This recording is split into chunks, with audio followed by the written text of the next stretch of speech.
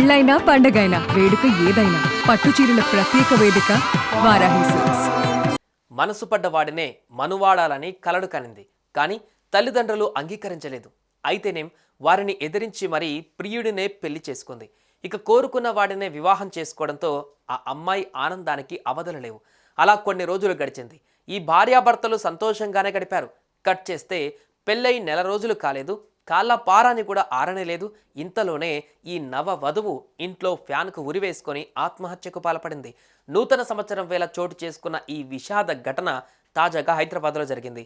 ఈ విషయం తెలుసుకున్న మృతురాలి తల్లిదండ్రులు అయ్యో దేవుడా అంటూ గుండెలు బాదుకొని రోధిస్తున్నారు. ఇంతకు ఈ నవ వధువు ఎందుకు ఆత్మహత్య చేసుకుంది? అందుకు దారి తీసిన ఆ పరిస్థితులేంటి? అసలేం జరిగింది?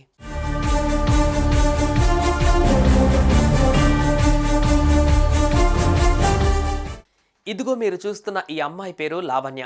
అనంతపురంకు చెందిన మోహన్ అనే యువకుడిని నెల రోజుల కిందట హనుమాన్ గుడిలో ప్రేమ వివాహం చేసుకుంది. అప్పటి నుంచి ఈ నూతన దంపతులు ఎల్బీ నగర్ ప్రాంతంలోని ఓ కాలనీలో నివాసం ఉంటున్నారు. పెళ్ళై కొన్ని రోజుల పాటు వీరి దాంపత్య జీవితం సాఫీగానే సాగింది. కానీ ఏం జరిగిందో తెలియదు. పెళ్ళైన నెల రోజులకే లావణ్య షాకింగ్ డిసిజన్ తీసుకుని కన్నవాళ్లకు కడుపు కోతను మిగిల్చి వెళ్ళిపోయింది.